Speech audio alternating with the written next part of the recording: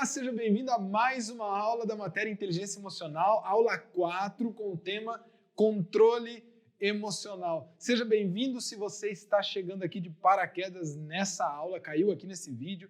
Minha recomendação é que você assista as 3 aulas anteriores, aula 1, aula 2, aula 3. Nós estamos estudando a matéria Inteligência Emocional à luz da Bíblia. E você que está nos acompanhando nessa jornada, seja bem-vindo.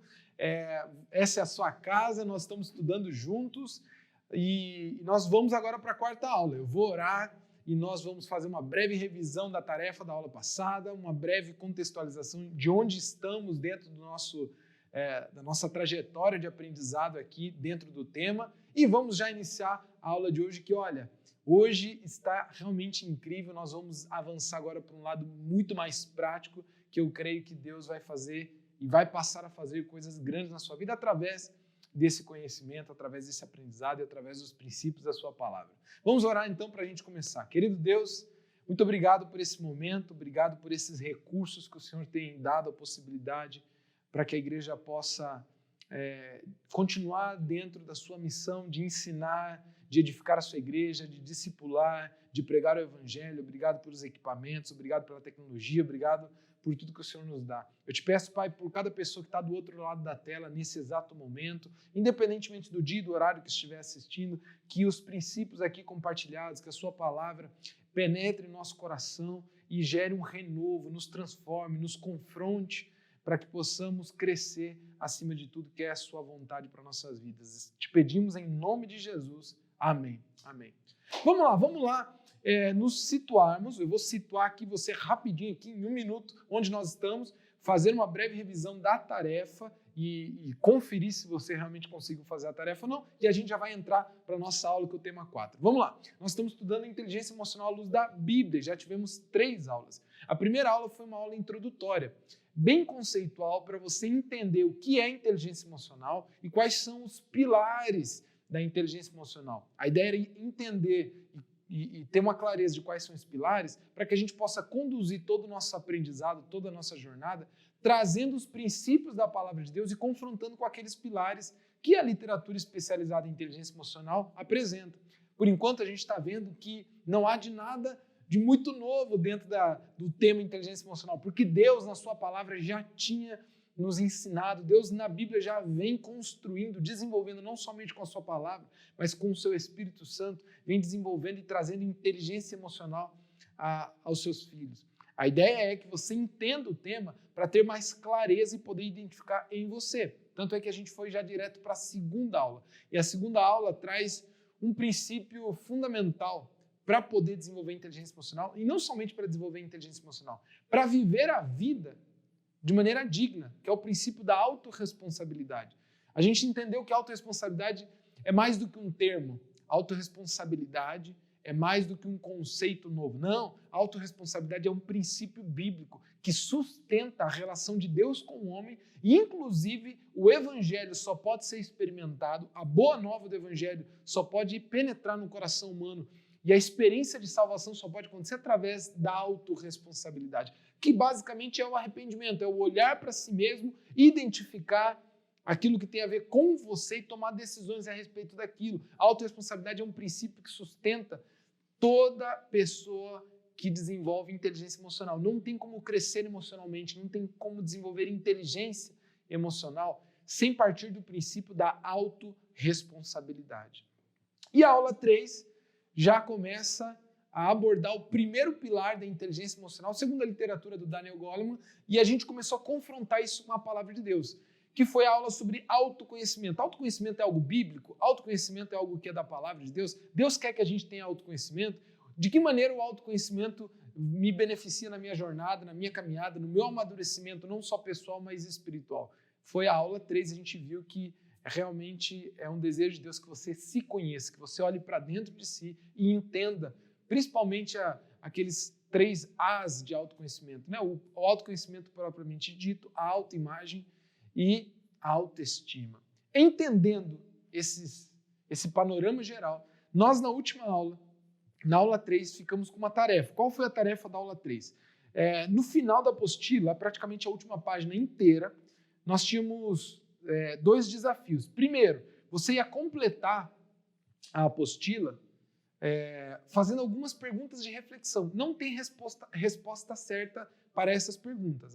As perguntas são só para provocar reflexão, ok? E depois teria uma tarefa prática com várias ações. Vamos lá, primeiras perguntas aqui, não tem resposta certa, então nós não vamos revisar. Mas só para ver se você fez certo, qual era a intenção dessas perguntas? Olha só, essas perguntas tinham como propósito melhorar o teu autoconhecimento, que é refletir o que é que você mais deseja, né?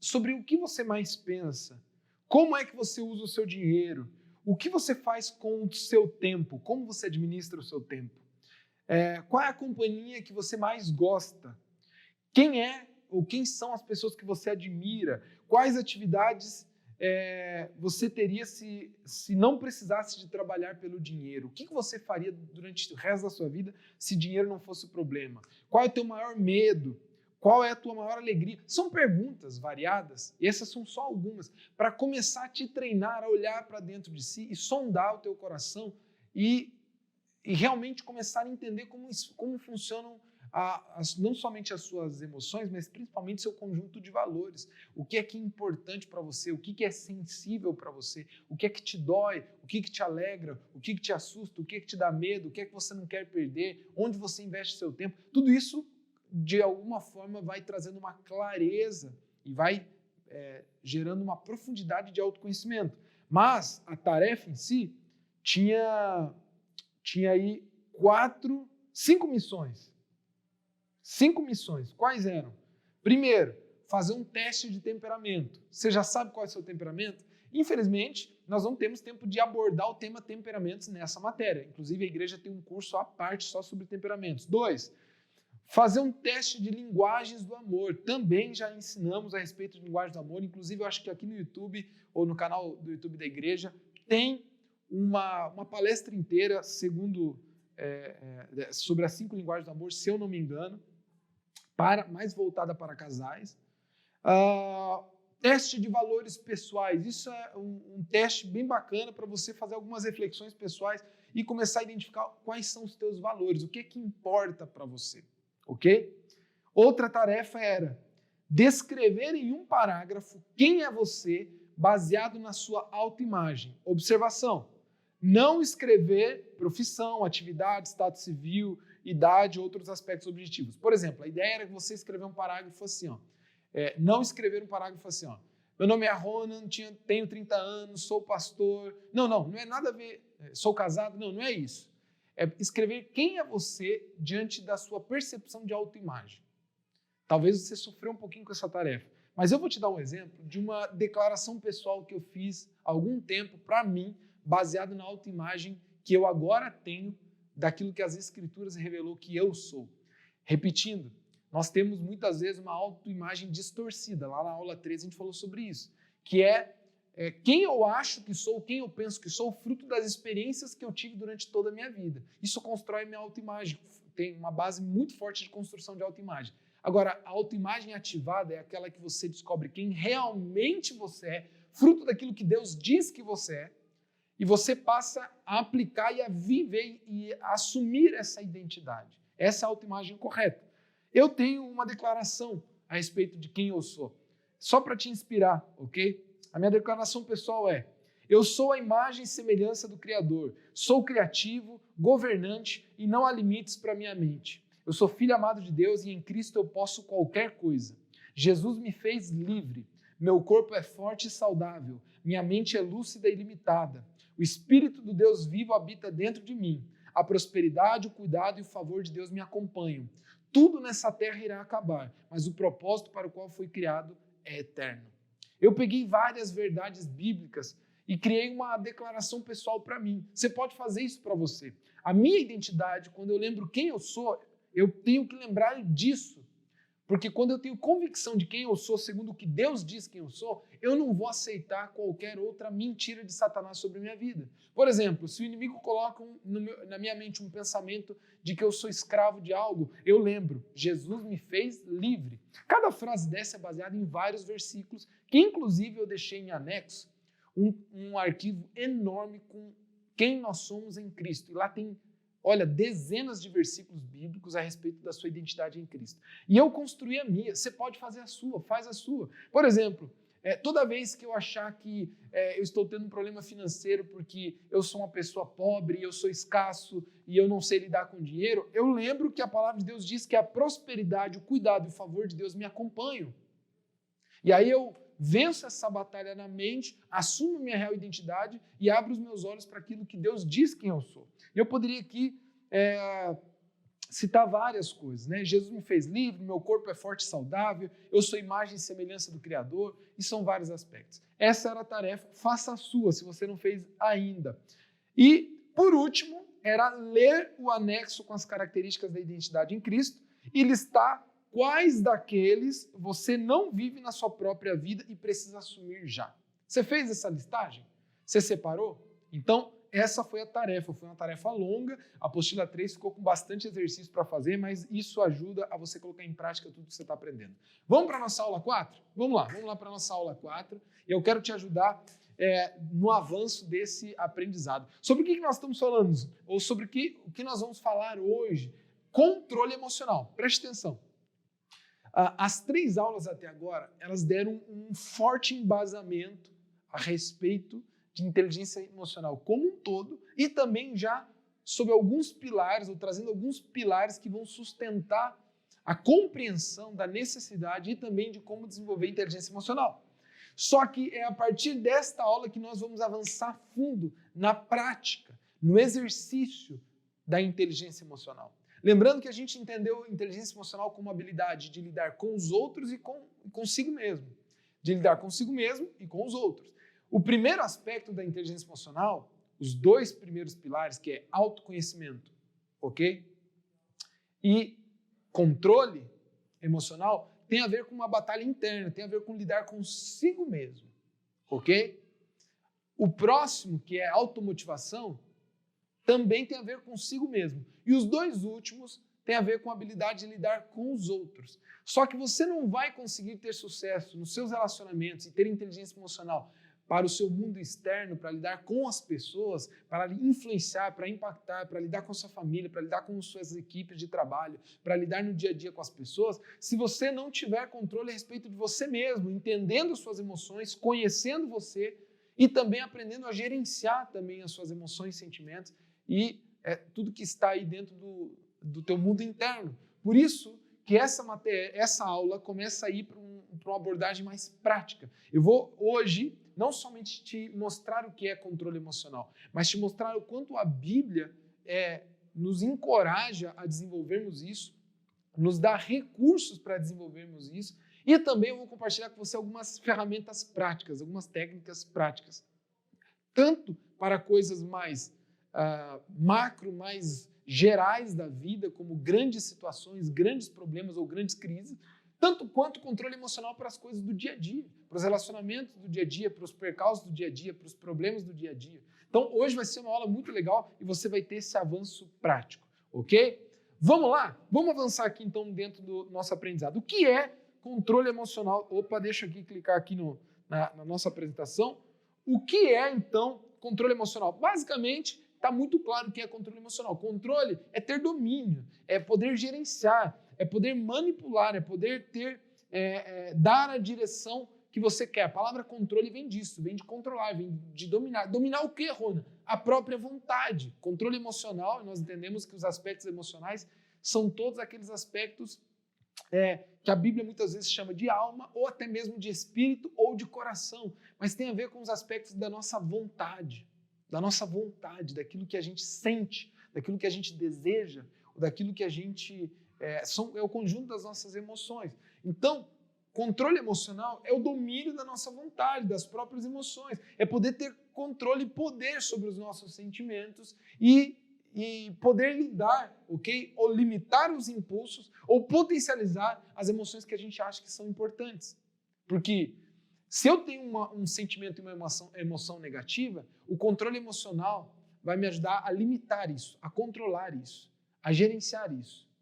Mas se eu também tenho emoções, características, sentimentos positivos, quando eu tenho controle emocional, eu sei usar eles ao meu favor, eu consigo usar, potencializar, eu consigo realmente colocar eles para fora, que é muito importante. Então, o controle emocional desenvolve exatamente esse tipo de compreensão. Agora, eu quero que você reflita comigo em 2 frases para a gente iniciar o nosso pensamento.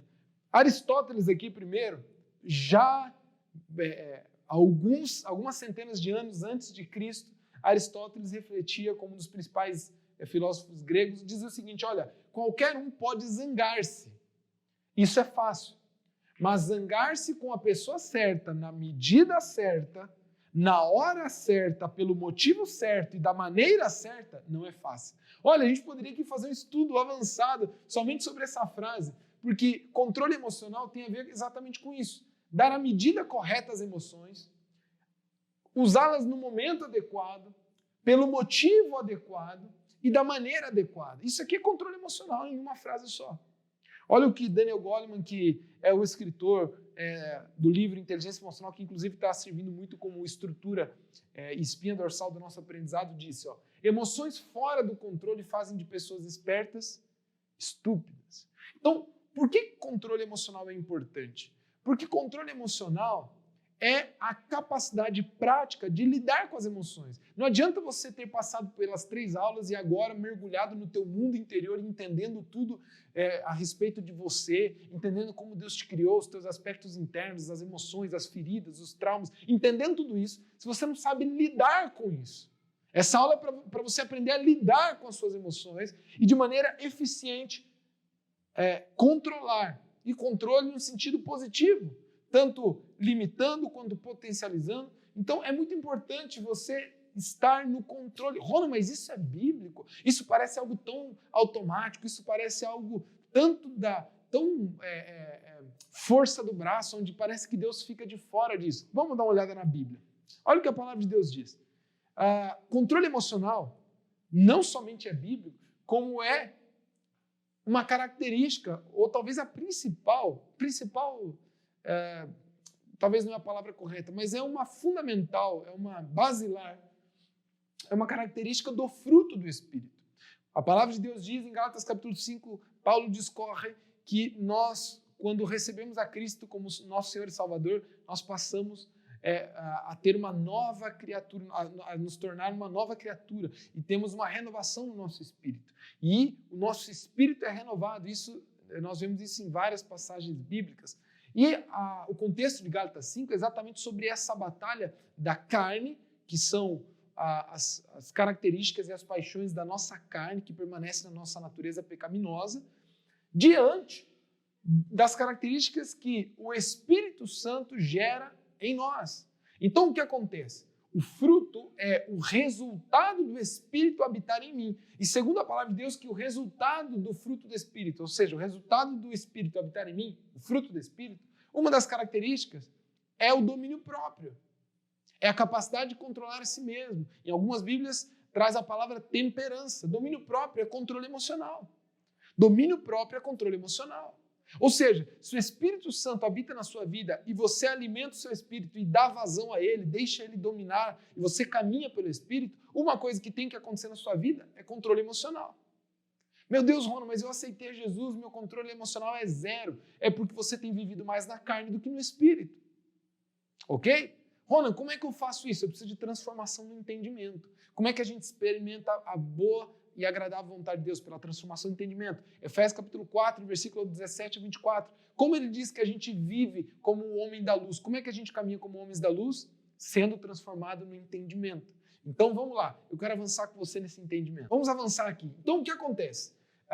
Ronald, isso é bíblico? Totalmente. Olha o que Provérbios capítulo 25, verso 18 diz. Como a cidade com seus muros derrubados, assim é quem não sabe dominar-se. Esse provérbio é um provérbio que implica, ou que demonstra, o quão vulneráveis são aqueles que não têm controle emocional. Você vive uma vida ao léu, vulnerável, condicionada à circunstância, aquilo que acontece com você. O que é uma cidade sem muros para aquela época? Uma cidade sem muros era uma cidade desprotegida, uma cidade vulnerável, uma cidade que poderia ser invadida por qualquer inimigo. Isso era muito ruim, era uma indicação de muita vulnerabilidade. Hoje está bem, amanhã pode estar mal. Como que uma cidade sem muros dormia naquela época? Com medo, porque a qualquer hora alguém podia invadir. Então o que acontece?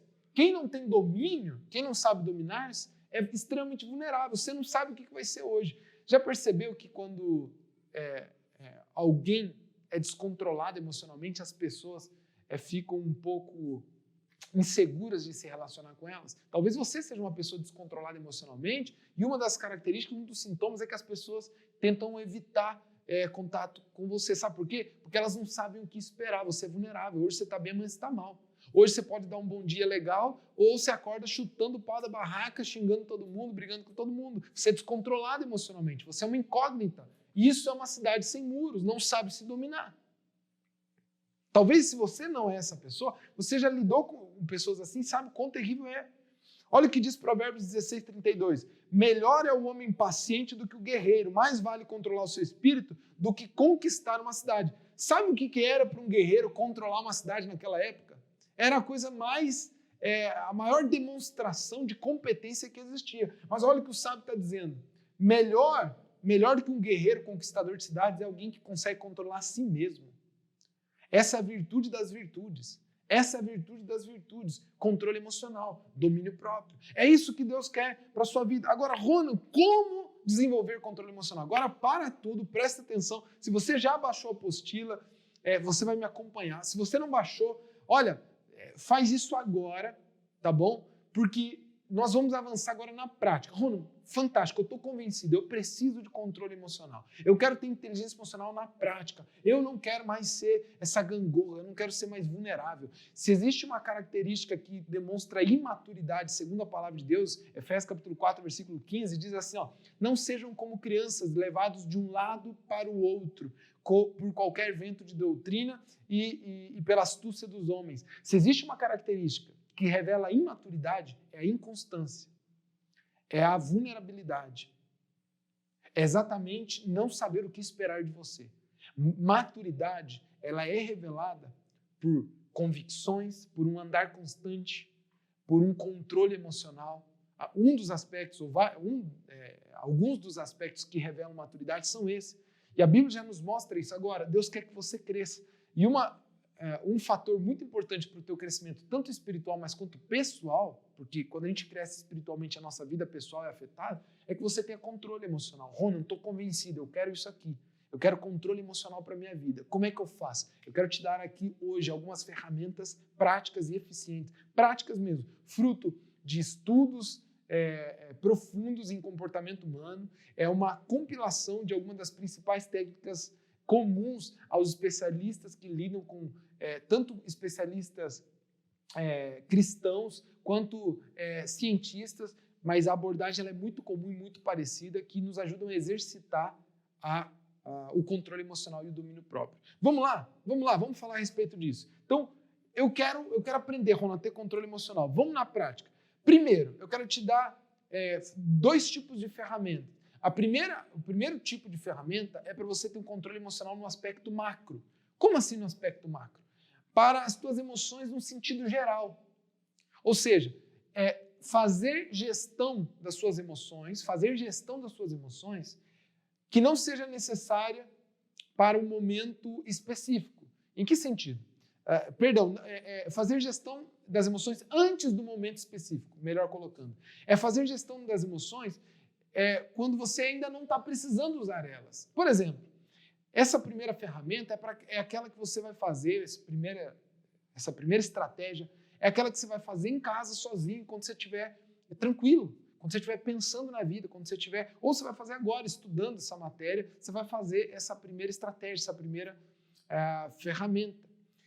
E depois eu vou te dar um ambiente micro, são exercícios práticos ou técnicas práticas para você ter que usar na hora do calor, na hora da adversidade, na hora do problema, na hora que a coisa tá pegando mesmo, que o bicho está pegando. Então vamos lá. Primeiro, essa estratégia macro. Como assim macro, Ronald? É para você lidar no geral, para lidar com as suas emoções, com os seus sentimentos no aspecto geral da sua vida, ok? Então o que você vai fazer?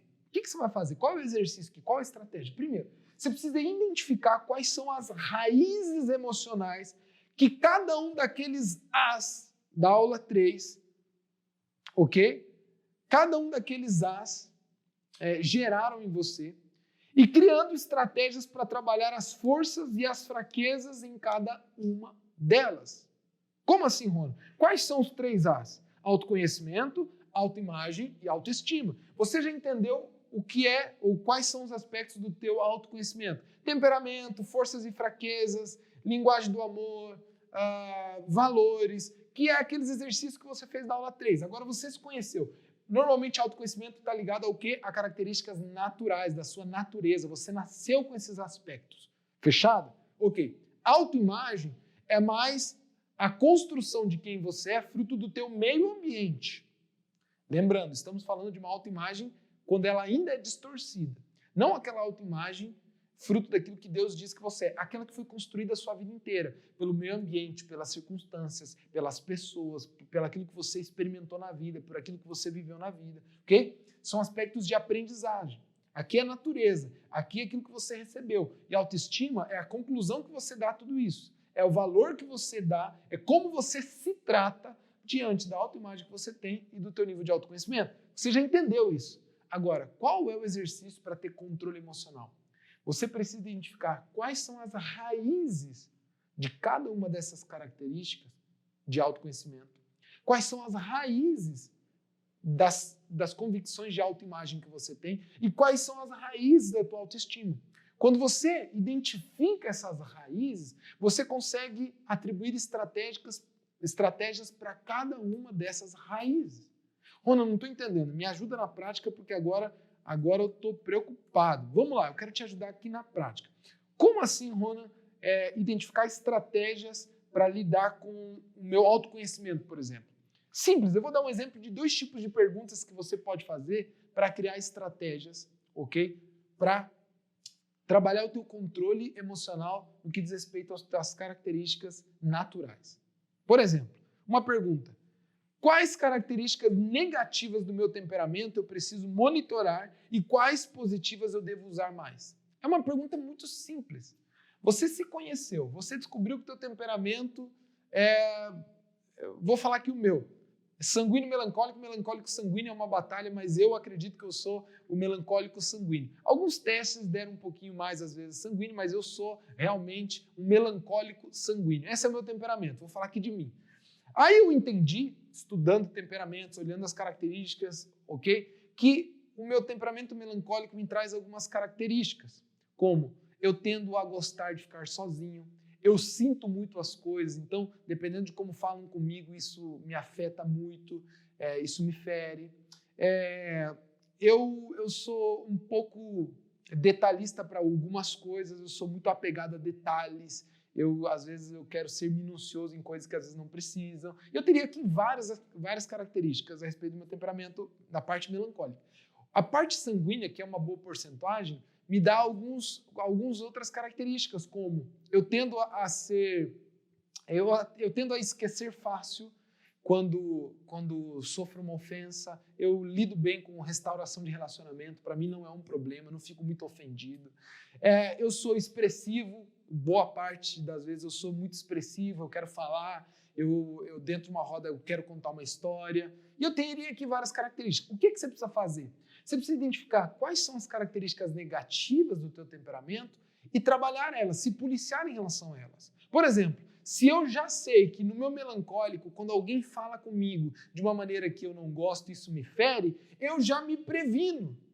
Eu já sei que isso é uma característica muito do meu temperamento. Então, às vezes, alguém fala comigo e não é que a pessoa foi mal educada ou quis me ofender. Ela falou de um jeito que eu senti de uma maneira diferente. Então, como eu já sei que meu temperamento tem essa área de fraqueza e também minha linguagem de amor é palavras de afirmação, o que acontece? Eu já me conheço o suficiente para criar estratégias. Olha, se alguém não me elogiar, ou se alguém não falar nada, ou se falarem de uma maneira muito seca, eu vou tentar não me ofender, porque às vezes não tem a ver comigo, tem a ver com as pessoas, tem a ver com como elas são e tem a ver com algo que não foi um problema. Sou eu que estou sentindo dessa maneira. Percebeu aqui? Deu para entender? Agora, poderia pegar outra característica do sanguíneo, ok? agora, depois de muitos anos trabalhando nessa área de fraqueza, não é mais uma área de fraqueza, mas eu tendia a ser muito desorganizado. Eu era desorganizado, eu era bagunceiro, ok? E a partir do momento que eu comecei a me conhecer e vi que isso também é uma tendência natural minha, que se deixar também e eu não controlar, eu fico bagunceiro de novo, conhecendo essa área de fraqueza, toda vez que eu ficar com uma missão que vai exigir organização, eu tenho que me policiar.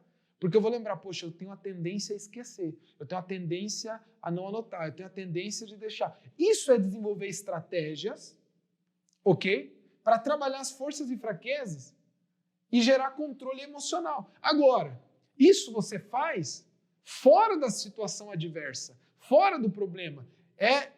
Por isso que eu chamo de macro. No geral, você vai sentar e trabalhar esses aspectos na sua vida. Pegar um caderno, escrever tudo isso e começar a se policiar e criar as estratégias.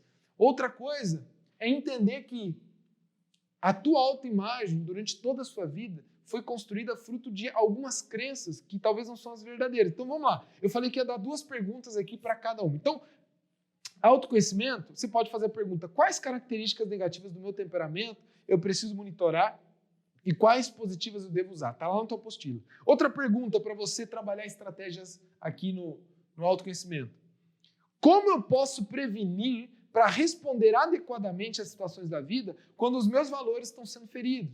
Ou seja, quando fazem algo que para mim é algo muito importante, mas para os outros talvez não é. Por exemplo, um valor muito importante para mim é a justiça. Eu odeio ver injustiça. E às vezes eu julgo como injustas coisas que outras pessoas não acham injustas. Então, às vezes quando eu vejo uma situação dessa, eu fico louco, eu fico irado, eu quero brigar. Se eu já me conheço em relação a isso, eu já me preparo para situações que podem surgir nesse sentido. Ok? Agora, eu preciso de primeiro autoconhecimento e depois controle emocional. Desenvolver controle emocional é criar esse tipo de estratégias antecipadamente. Vamos lá para a autoimagem. A autoimagem é a visão que nós temos de nós mesmos, ou seja, fruto daquilo que ouvimos, daquilo que experimentamos, que a vida nos deu. O meio ambiente gerou em nós. Ok? Autoimagem distorcida, tá? Fora aquela autoimagem construída nos princípios de Deus. Quando eu sei que eu tenho uma autoimagem, em alguns aspectos, errada e distorcida, eu procuro quais são as raízes daquela característica da minha autoimagem e começo a trabalhar. Então, por exemplo, 2 perguntas aqui. Primeira, quais crenças a respeito de mim foram criadas na minha formação que não são compatíveis com as verdades de Deus sobre a minha vida? Isso é algo que você precisa fazer. Inclusive, é parecido com o exercício da tarefa da apostila 3. Por exemplo, eu tendo a me achar incapaz para as coisas. Eu acho que tudo que eu pego na mão não vai dar certo. E essa crença foi enraizada, aí eu descubro qual foi a raiz. Foi enraizada na minha vida com uma experiência ruim que eu tive com o meu pai, que ele estava estressado. Eu tinha uns 8, 9 anos de idade, por exemplo. Ele estava lavando o carro e eu quis ajudar ele. Mas eu peguei uma buchinha do lado verde e quis lavar o carro. Aí eu comecei a limpar a porta do carro. E meu pai lá distraído, pegando água. Quando ele olha para mim, eu estou ajudando ele a limpar o carro com a buchinha verde, riscando toda a porta. Naquele ato de ignorância de uma criança, o meu pai não mediu, não conseguiu perceber e me deu um choque emocional. Ele falou: menino, eu levei um susto. Tira essa buchinha daqui, sai daqui, você faz tudo errado, você não está vendo que você está atrapalhando. E aquilo, por algum motivo, meu pai falando daquela maneira, criou um choque emocional. Isso, ligado a várias outras experiências, criou em mim o bloqueio emocional de que eu sou incompetente, que eu não sei fazer as coisas certas. Então, como é que é a minha vida hoje? Tudo que eu vou fazer eu tenho que ficar pedindo para os outros conferir, porque eu sou inseguro, eu nunca acho que vai dar certo, eu tenho medo de fazer a apresentação, o meu trabalho eu sempre fico revisando, que não é ruim, mas às vezes até exageradamente. Às vezes eu tenho um bloqueio emocional de autoimagem, de incompetência e eu nem sei. Agora, quando eu descubro as raízes emocionais da minha vida, bloqueios como esse existem muitos, eu dei um exemplo de um aqui, eu poderia aqui falar de vários, tá bom? Quando eu descubro essas raízes emocionais, eu já me conheço o suficiente para dizer: não, peraí, eu tenho bloqueio emocional na minha autoimagem de incompetência. Como eu já sei disso, diante das próximas situações de desafios, eu não vou ficar o tempo todo achando que eu não sou capaz. Eu vou tentar pensar, eu vou tentar colocar minha mente para acreditar que eu sou capaz, eu vou tentar olhar os lados positivos que eu tenho. Então, é assim que você faz controle emocional de maneira macro.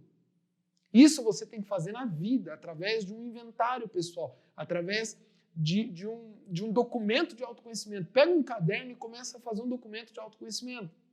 Esse é o desafio. Na autoestima, ok? Tem mais uma pergunta aqui para a autoimagem, para te ajudar. Como é que eu posso reafirmar diariamente a minha verdadeira identidade? Um exemplo é aquela declaração declaração pessoal que eu li no começo da aula. Depois que você fizer a sua, você pode criar essa declaração pessoal como uma forma de você iniciar todos os seus dias, depois de orar, depois de meditar na palavra, você fazer essa declaração pessoal em voz alta, lembrando as verdades de Deus sobre sua vida e matando a sua autoimagem. Você pode criar outras estratégias também, escrever bilhetinhos na sua casa sobre verdades de Deus sobre a respeito da sua vida, verdades que ativam a sua autoimagem, não que ficam te lembrando da tua autoimagem distorcida. Você pode criar várias estratégias, você pode criar lembretes no seu celular, mandar mensagem para você mesmo, não sei. Crie estratégias para reforçar a tua autoimagem e vencer a autoimagem distorcida. E por último, autoestima. Como é que você pode trabalhar estrategicamente a tua autoestima? Como é que você vai fazer isso? Duas perguntas aqui sugeridas. Primeiro, quais experiências e situações que ferem a minha autoestima? Quais são as experiências e situações que ferem a minha autoestima, das quais eu posso me preparar melhor? Eu posso preparar melhor. Como assim, Rony? Por exemplo, eu passei a descobrir, depois de eu me analisar, de me entender, de me conhecer, que toda vez que eu tenho que ir para um casamento, eu sofro. Eu fico chata, né? Vou dizendo que você é uma mulher, tá? Eu fico chata, fico ranzinza, eu brigo com todo mundo, nenhum vestido dá certo, nenhuma maquiagem é boa. Você está se identificando nisso? Eu conheço algumas mulheres assim, que é um dilema ir para uma festa onde tem outras pessoas arrumadas. Porque o quê? Normalmente ela tem bloqueio de autoestima. Ela tem um problema de autoestima no que diz respeito à sua aparência física. Ela se acha feia, às vezes não está gostando do seu corpo e tudo mais. E aí, quando vai para um evento em que precisa se arrumar um pouco mais, ela entra em crise. E aí é um problema em casa, é briga e tal. Durante a semana inteira ela tá falando grosso com o marido nem sabe por quê, ela está estressada. Ela também, às vezes, nem sabe por quê, mas o seu inconsciente está comunicando, olha, você vai ter que se vestir bem, você vai ter que usar uma roupa bonita, você vai ter que se maquiar. E o que é que o subconsciente dela está dizendo a respeito da sua autoestima? Você é feia, você não é bonita, você não tem dinheiro, você não tem roupa que preste, todo mundo vai estar bem arrumado e você não. E tudo isso está comunicando, porque ela tem uma autoimagem distorcida e ela não se conhece, ela só sente as coisas, ela só sente. E como só sente, ela reage. Agora, você não é mais essa pessoa, porque agora você se conhece. Você se conhece, sabe qual é a sua autoimagem e também identificou as fraquezas da sua autoestima. O que você tem que fazer? Criar estratégias. O próximo casamento está aí, o que eu vou fazer? Na hora que você receber um convite de casamento, eu vou já procurar uma roupa. Não vou deixar para em cima da hora. Eu vou já encontrar uma maquiagem que fique boa em mim. Eu não vou estressar tanto. Eu vou cuidar para não brigar com meu marido por algo que não tem nada a ver, por eu estar estressada, por achar que eu vou ficar feia. Esse tipo de gestão da emoção que você precisa fazer. Uma última pergunta aqui para fazer uma estratégia, né, para desenvolver uma estratégia de controle macro, ok? Na autoestima. Eu espero que você esteja conseguindo me acompanhar. Se é muito rápido tudo isso para você, você volta aí no vídeo, isso é o bom do recurso digital, né? Uma última pergunta para te ajudar disso é: o que eu posso fazer diariamente para lembrar do meu valor e como posso elevar a minha autoestima? Ok? Então, você pode criar estratégias como essa. Essas perguntas são apenas algumas perguntas para te ajudar a criar as suas estratégias. Você mesmo pode criar suas estratégias diante do conhecimento que agora que você tem. Você tem uma clareza de quem você é. Você sabe ter um autoconhecimento, você tem autoconhecimento, tem clareza da sua autoimagem, ou entende a sua autoimagem, as raízes disso, e também a tua autoestima. Diante disso, você cria uma estratégia, através de perguntas como essa, para que, quando chegarem momentos de confronto emocional, ou de atrito emocional, você já está preparado. Você já está preparado. E isso é no ambiente macro. Faz sentido? Aí você vai conseguir, se você criar boas estratégias, você vai começar a perceber e você vai conseguir antecipadamente fazer aquilo que a gente viu lá na frase do Aristóteles. Começar a pensar mais sobre os lugares, os momentos, as situações, os gatilhos que ativam as tuas áreas de fraqueza. Faz sentido? E como você já se conhece o suficiente, você está no controle da situação. Agora, Ronan, que legal, eu tenho avançado muito. Ou não, eu vou avançar. Mas e quando eu estou no olho do furacão? Quando eu estou na situação e eu perco o controle? Como é que eu poderia melhorar o meu controle emocional para situações práticas? Na hora em que eu bati o carro, a pessoa estava errada e eu saio do carro naquele momento. Como é que eu posso exercitar ou desenvolver controle emocional?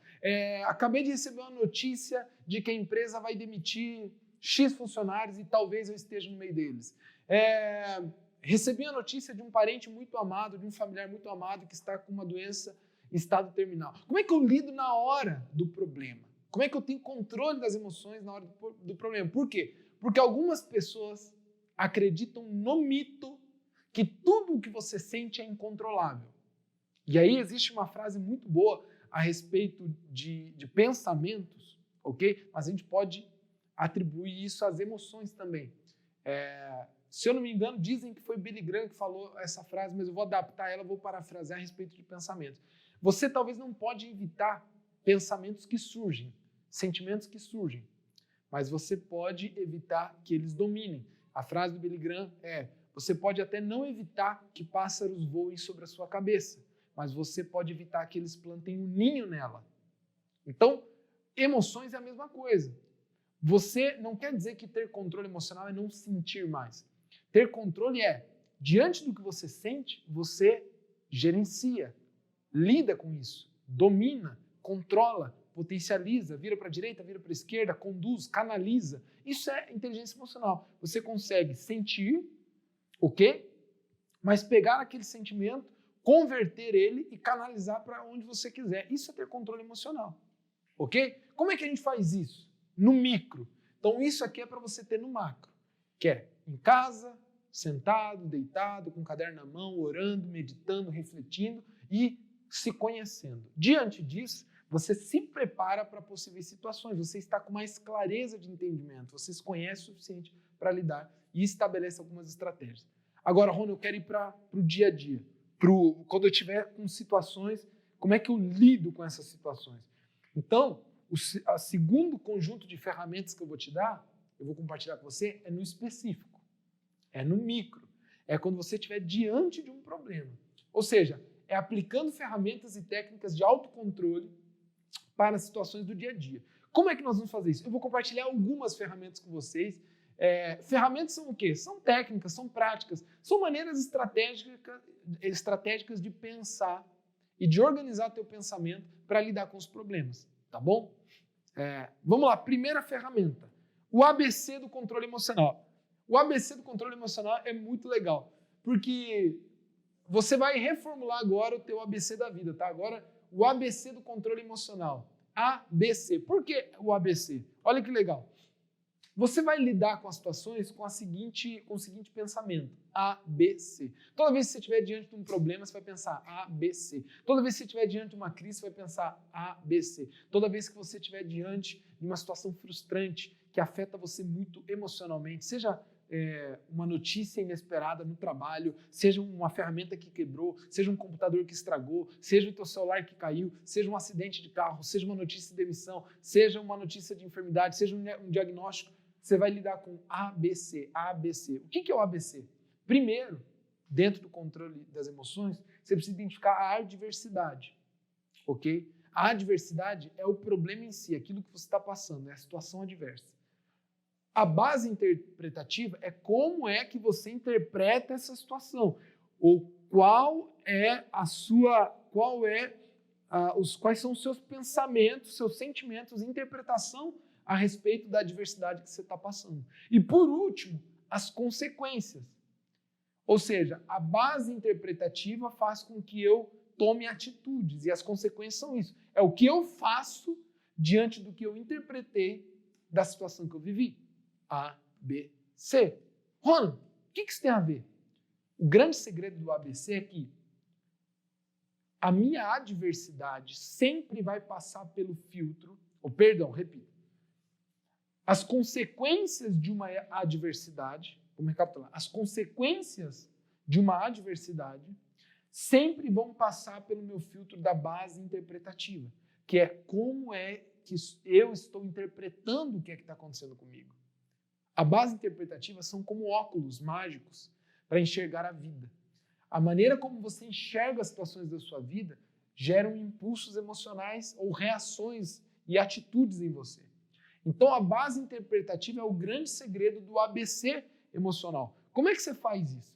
Você passa a entender que aqui é uma primeira ferramenta, tá, para lidar com o problema. Todo problema que você lidar, você tem que pensar o seguinte: o que eu estou passando não é a chave, não é o segredo, não é o que importa. É como eu lido com o que eu estou passando que determina as consequências que eu vou viver. Por exemplo, um acidente de carro inesperado de alguém que estava errado, cruzou o semáforo. Diante daquele momento, bateu! E o carro está girando e você viu que você está são, está com todos os membros, você está inteiro, mas o carro está destroçado, o cara furou o sinal vermelho e tudo mais. Diante dessa adversidade, você vai interpretar. Todo mundo faz isso já automaticamente. Mas qual é o grande problema? A maioria de nós, ou muitos de nós que não têm controle emocional, assume o fatalismo adquirido. Quem lembra da aula 1 que eu contei a respeito de uma experiência do doutor que pegou primeiro um grupo de cães, depois um grupo de outros animais e também chegou ao ponto de fazer testes muito similares com pessoas, onde esse grupo do experimento, vamos aqui pegar os cachorros, né? Haviam 3 grupos, o primeiro levava um choque, mas tinha a condição de apertar com o bico, né, com o focinho em um botão para fazer parar o choque. O segundo grupo não levava choque, ok? E o terceiro levava choque, mas não conseguia apertar em botão nenhum. Os choques eram incontroláveis. Qual é a conclusão dessa experiência? Que aqueles que não tinham controle a respeito dos choques, com o tempo foram desenvolvendo pensamentos pessimistas e depressivos. E chegaram ao ponto de, mesmo depois sendo colocados em situações onde eles sim tinham controle da situação, por causa das experiências passadas, eles não acreditavam que tinham controle, eles paravam de tentar. Eles não tinham nem ânimo para tentar apertar o botão, porque das outras vezes não tinha como fazer parar o choque.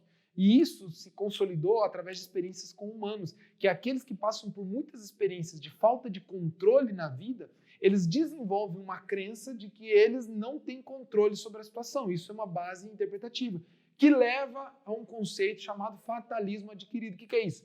Tudo está ruim, tudo vai dar errado, nada vai dar certo, tudo é negativo. Isso é um fatalismo adquirido, fruto de como eu vejo a vida durante a vida inteira. Isso pode ser pelas minhas próprias experiências ou como me ensinaram a enxergar a vida. Se eu passo muito tempo, eu passei boa parte da minha vida com pessoas pessimistas, negativas, reclamonas, eu tendo a ter esse mesmo tipo de visão da vida. Então, diante de adversidades, a minha base interpretativa é o filtro pelo qual eu enxergo o problema diante daquilo que eu construí durante toda a minha vida. Faz sentido?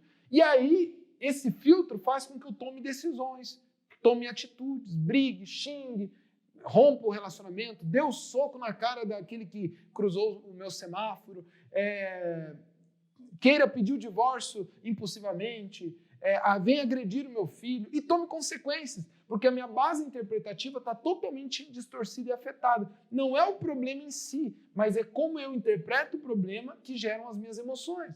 Repito, a gente mostrou a foto aqui do Nick Vujicic, que diante da adversidade de não ter braços e pernas, houve um momento em que ele passou a ter uma base interpretativa diferente.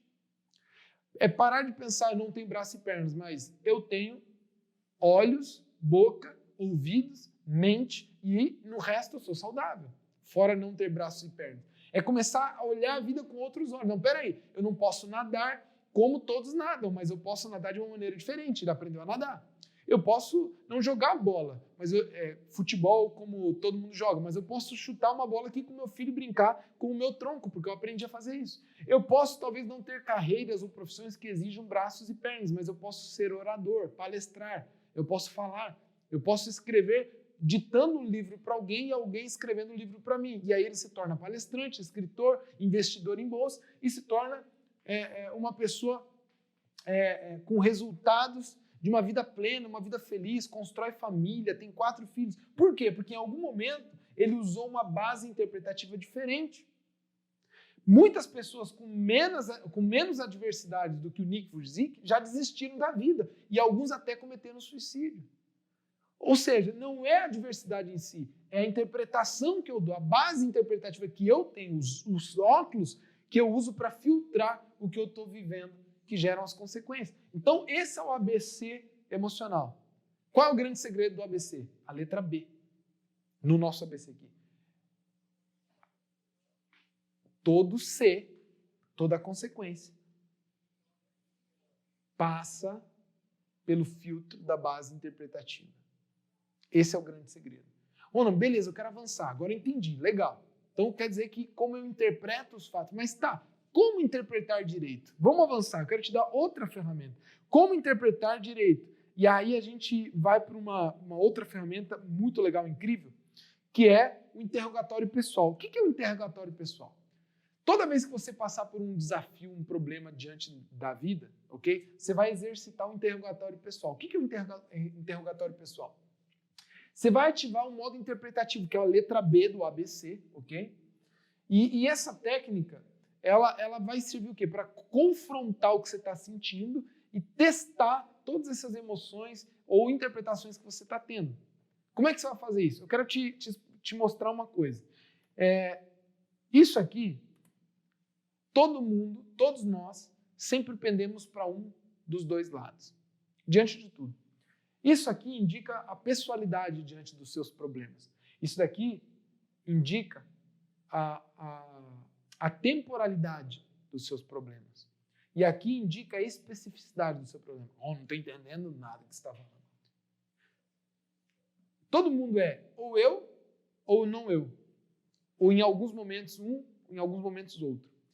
Sempre ou nem sempre. Ou tudo ou nem tudo. O que é isso? Isso são 3 pilares de interpretação que a gente usa para lidar com os problemas da vida. Quem é eu, sempre ou tudo, são pessoas que têm problema de controle emocional. São pessoas que adquiriram o fatalismo.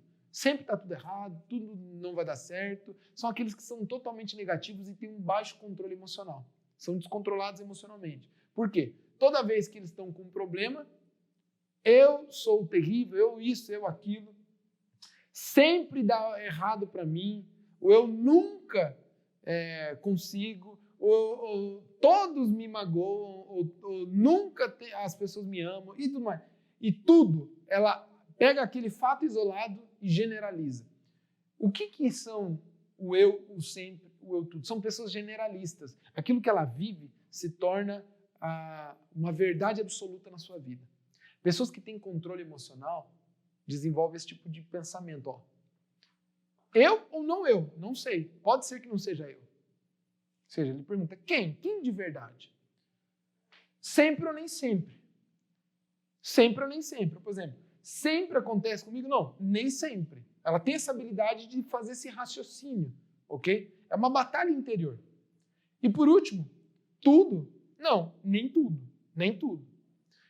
Pessoas que têm controle emocional sabem navegar por essas duas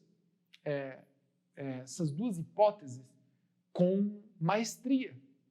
Esse é o grande segredo. Toda vez que você passar por uma adversidade e vier no teu pensamento ou na tua fala frases deterministas como eu, sempre, tudo, ok? Você precisa começar a raciocinar. Será eu ou será que não sou eu? Será que é o outro e eu estou pegando para mim? Sempre? Será que é sempre mesmo? Ou teve alguns momentos em que isso não acontece, ou isso é uma exceção? Sempre ou nem sempre? Será que é tudo mesmo ou nem tudo?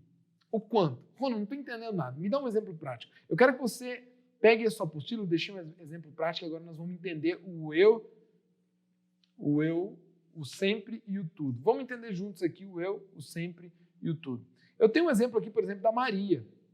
A Maria aqui é uma pessoa fictícia. Ela está ansiosa porque seu marido chegue em casa e faça algo especial. Afinal, é o dia de aniversário de casamento deles. ok? Porém, ele chega sem ter preparado nada, pois ele nem lembrou. Maria explica na sua mente o evento da seguinte maneira: eu devo ser uma mulher horrível. Ok? Ele nunca lembra das datas especiais que importam para mim. Olha, ele nunca, sempre, ele nunca lembra das datas especiais que importam para mim. Acho que ele não me ama mais. Peguei uma frase bem assim, um pensamento que passou pela cabeça da Maria. Eu sou uma mulher horrível. Ele nunca lembra das datas especiais. Acho que ele não me ama mais. Generalizou para tudo. A Maria poderia dar uma base interpretativa diferente. Só aqui um exemplo, tá? Ele, eu não. Eu ou não eu? Não. Quem é a pessoa mesmo causadora do problema? Foi ele, não fui eu. Ele esqueceu. Ele esqueceu do nosso aniversário, não eu. Como já aconteceu algumas vezes. Poxa, não é sempre. Algumas vezes ele esqueceu, mas ele já lembrou de outras datas especiais. Outros aniversários nós já comemoramos. Nós estamos há 20 anos casados e em vários desses aniversários ele lembrou, inclusive fez jantar. Então não é sempre. Ok? Não é romântico, mas pelo menos é um excelente marido e em outros aspectos é um excelente pai. Não generalizou. Ou seja, dizer que ele não me ama mais é ser generalista. Dizer que ele não é romântico, mas ele é um bom marido em outros aspectos, é perceber que é nem tudo. Está vendo que qual é o grande desafio do controle emocional? Sair do determinismo, do generalismo, do fatalismo. Tudo, não vai dar certo, nunca. É aquele descontrole. Não, e parar e começar a raciocinar. Pô, eu ou não eu? Sempre ou nem sempre? Tudo ou nem tudo? É começar a raciocinar a respeito do que está acontecendo e fazer uma interpretação correta. Mas eu quero te ajudar a ir mais fundo nessa interpretação. Agora, se você entende, vamos lá, estou pegando cada uma das ferramentas, elas são progressivas. O ABC já vai te ensinar agora, diante de qualquer problema que você tiver, que é A não é a verdade. A vai passar pelo B, que é a base interpretativa, e aí sim eu vou reagir. Então, o grande pilar do ABC é entender que tudo que acontece comigo eu posso interpretar. E eu é que dou o valor correto às coisas. E só isso é que gera as minhas consequências, ABC. Depois, eu entendi aqui, vamos voltar aqui, o eu, não eu, sempre, o tudo e nem tudo, ok? Eu passei a entender aqui que eu não posso ser generalista. Toda vez, em vez de eu já pensar de uma maneira generalizada, eu vou cometer um erro. Cuide muito com pensamentos ou palavras que digam sempre, nunca, jamais, todo mundo, todos. Não generalize, porque você vai cometer um erro de interpretação. E o que vai acontecer? Você vai ser um escravo do que você está sentindo, porque você está indo impulsivamente. Pessoas que controlam suas emoções interpretam os fatos na sua mente. Mas, por último, essa é a grande sacada prática aqui, é a grande sacada prática para você lidar com problemas. O que você vai fazer? Tudo isso é um interrogatório. Tudo isso faz parte do teu interrogatório pessoal diante dos problemas. Rony, mas eu tenho que parar, bater o carro, sentar no carro, pegar um caderno. Não, aos poucos você vai exercitando isso, fica tudo na tua cabeça, é quase que automático. Por último, você vai fazer o quê? Diante dos problemas e situações adversas, você vai aplicar os 4 critérios para o interrogatório. Qual é o primeiro? Quais são as evidências do que está acontecendo ou do que eu estou achando que está acontecendo? Por exemplo, fulano está falando mal de mim. Fulano não gosta de mim. Vamos pegar uma frase que imaginei. Fulano não gosta de mim, ok? Quais são as evidências disso? Alguém te falou? Quem é esse alguém? É uma fofoca? Você viu alguma coisa? Houve uma situação prática mesmo que revela que ele não gosta de você? Evidências da situação. É parar de enxergar as coisas emocionalmente, mas passar a interpretar com a mente, interpretando, entendendo, raciocinando. Segundo, diante dessas evidências, quais são as minhas alternativas mesmo? Bateu o carro? Bateu. Quais são as minhas alternativas? O que eu tenho na mão para fazer? Terceiro, quais são as implicações? Quais são as implicações? Ou seja, o que são as implicações? Realmente, qual é o nível do problema em que eu estou vivendo? Até onde isso é tão grave? Ou quanto isso é grave? É você realmente medir o impacto. Isso é as implicações. E por último, mesmo que o problema seja verificável, seja verdadeiro, a pergunta é, por mais que seja verdadeiro, vale a pena me apegar a isso? Ele é útil? É uma verdade que é útil? Não, descarta. Então, vou repetir para você entender aqui esses 4 critérios da base interpretativa ou do interrogatório pessoal. Evidência. Quais são os fatos reais da situação que eu estou vivendo? Essas evidências, elas confirmam mesmo o que eu estou pensando a respeito disso? É um fato em si? 2, quais as alternativas? Ou seja, pessoas pessimistas, elas costumam enxergar somente o lado negativo de um fato. Existem alternativas positivas diante do que eu estou vivendo? Eu tenho alternativas positivas para lidar com isso? Terceiro, implicações. Quais são as reais chances das consequências que eu estou achando que vai ter? Ok? E por último, por mais que tudo isso aqui se confirme, é útil para mim? Me serve? Vale a pena ficar pensando nisso ou lidando com isso dessa maneira? Vou dar um exemplo.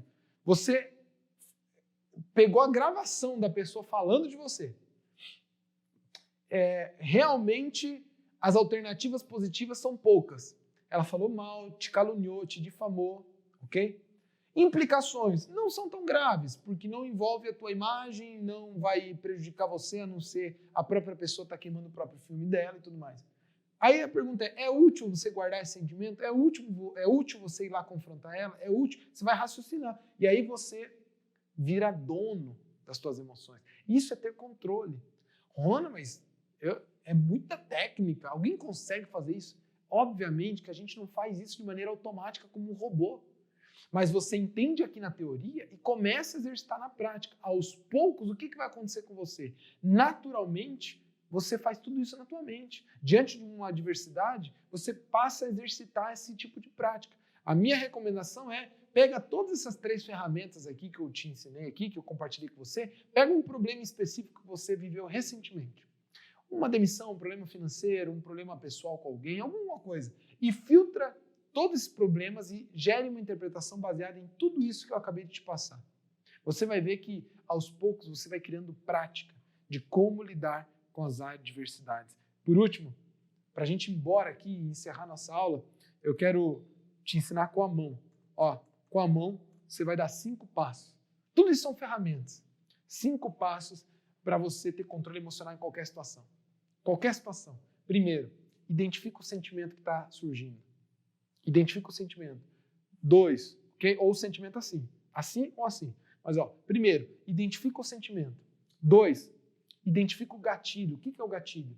Normalmente, aquilo que eu estou experimentando é fruto de experiências que eu passei já em outro momento. E isso aciona um gatilho emocional em mim. Depois de identificar o gatilho, quebra o padrão. Quebra o padrão. Ou seja, eu já sei que quando acontece isso comigo, eu fico brabo pra caramba. Aí o que você faz? Quebra o padrão. Como você já sabe, quebra o padrão. 4, qual é a verdade que eu devo aplicar diante do que eu estou sentindo aqui agora? A verdade, normalmente, é um princípio bíblico, um fato pessoal, uma verdade a respeito da sua autoimagem. Por último, você faz uma pequena atitude que confronte o que você está sentindo e você não quer sentir. É simples. Você faz isso com a mão. Primeiro, identifica o sentimento. Depois, identifica o gatilho. Quebra o padrão. Aplica a verdade.